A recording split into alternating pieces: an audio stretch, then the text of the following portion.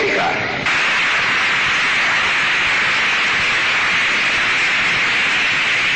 It fills my heart with joy unspeakable to rise in response to the warm and cordial welcome which you have given us.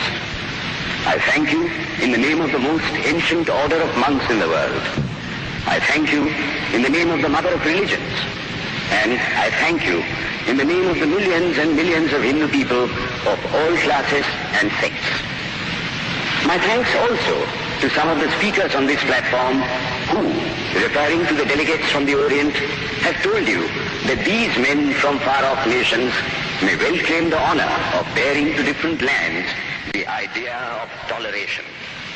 I am proud to belong to a religion which has taught the world both tolerance and universal acceptance. We believe not only in universal toleration, but we accept all religions as true.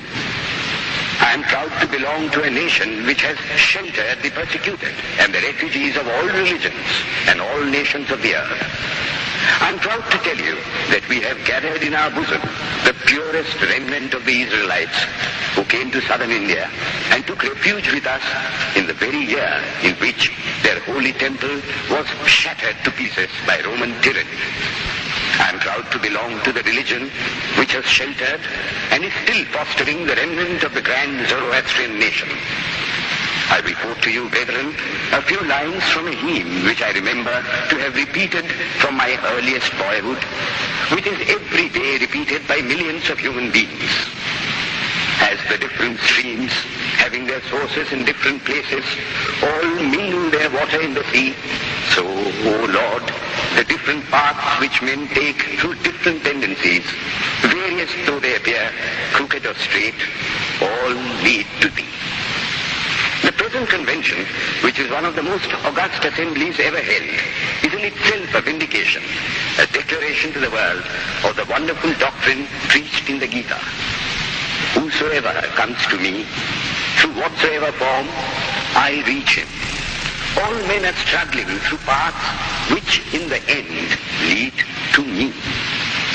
Sectarianism, bigotry, and its horrible descendant, fanaticism, have long possessed this beautiful earth. They have filled the earth with violence, drenched it often and often with human blood, destroyed civilization, and sent whole nations to despair. Had it not been for these horrible demons, human society would be far more advanced than it is now. But their time is come, and I fervently hope that the bell that tolled this morning in honor of this convention may be the death knell of all fanaticism, of all persecutions with the sword or with the pen, and of all uncharitable feelings between persons wending their way to the same goal.